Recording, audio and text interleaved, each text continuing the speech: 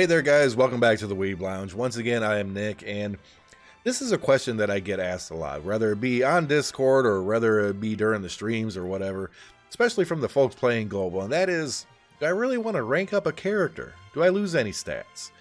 Well, the answer to that is yes and no and maybe.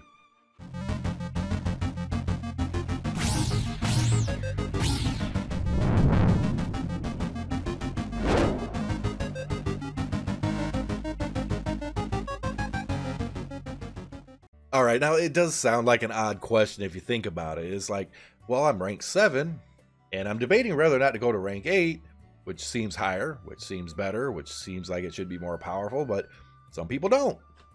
Why is that? Well, there's a little bit of min-maxing going on if you're into that. Now, there's benefits to doing so, there's some negatives to doing so, and it all really actually just kind of depends. It depends if you are sitting at, let's say, rank 7, and you have all the gear for rank 7, it's all refined max, and if you go to rank 8, well, all that gear goes away, all the star levels, everything goes away, and you rank up without any gear, and the power level will actually drop. That is until you get more gear and everything, and then it, of course, will end up being beneficial. But there's another reason for that. All right, let's go and take a look at Tomo here. Tomo I actually don't use very often, but she's sitting here about to rank up. So let's see, what should I do? Well, I'm going to just go ahead and equip this. All right, now she has 6 pieces of gear. None of it's refined, right? Now, in this instance, if I go ahead and rank up to rank 10 from 9, she's going to get a stat boost, okay? All that gear is going to disappear. Her power level is going to go up. Everything's okay. What it is.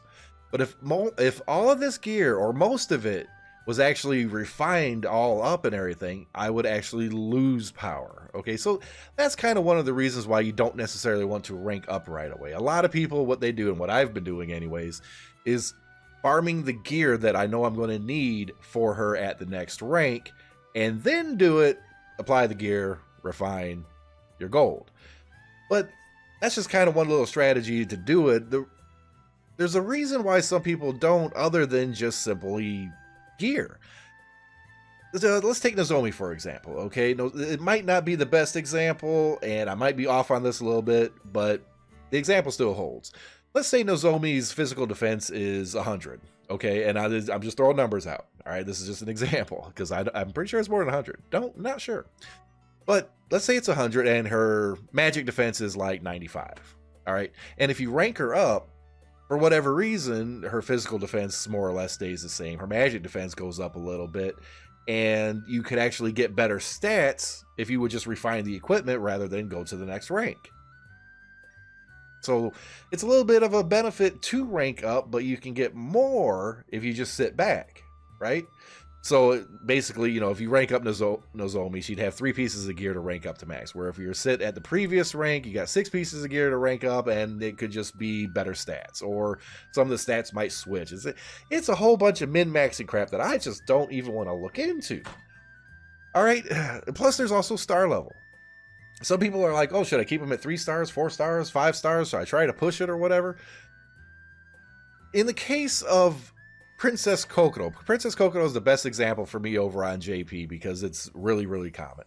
Princess Kokoro sitting at 3 stars typically gets her Union Burst off quicker. And that's one of the reasons to keep star levels and ranks at certain levels and not go past all this kind of min-maxing stuff or whatever. But like Princess Kokoro, if you keep her, I think it's rank 16, 3 stars, she will do her Union Burst more.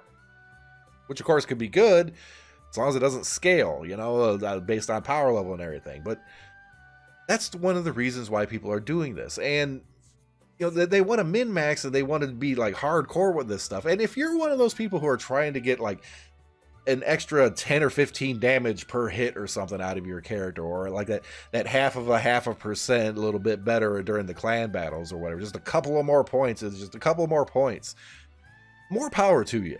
All right. But min-maxing, if you're trying to do that, you're going to have to be researching like every freaking character. You're going to have to put together like a little plan and outline. It's going to take hours. Your life is gone. Okay? Some people are into that. If you're into that, and you're that crazy competitive with it, that's perfectly fine. But if you're a free-to-play player, especially if you're free-to-play, because you have limited characters, you're free-to-play, if you're just casual, if you just want to play the game, if you're like 99.9% of all the players, all fuck all, this is what you do. You just rank up. You don't concern yourself with that. This is how I play. All right. I remember playing World of Warcraft. You know, I was a mage. I was trying to formulate all the gear and everything and talent points and all this other kind of stupid stuff, trying to formulate the exact best DPS to do. I did that, but I never enjoyed it. To be perfectly honest, I like being on the top of the DPS meters, no doubt, but I didn't really care to do that. I just know that because of the situation I was in, I had to. All right. In this case, don't. Just don't. Look. Over on JP here, I hit rank 1 in the battle arena. Still working on Princess Arena. I hit like 98 or something around in there. All chapters done, all hard modes, all very hard modes, every boss. I got through the entirety of the Luna Tower. Clan battles are no problem whatsoever for me.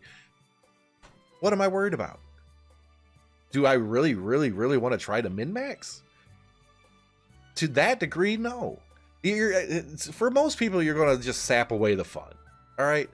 And, you know, that's the thing. It's like, Tomo here at rank 9, this might be the best Tomo ever. I don't know.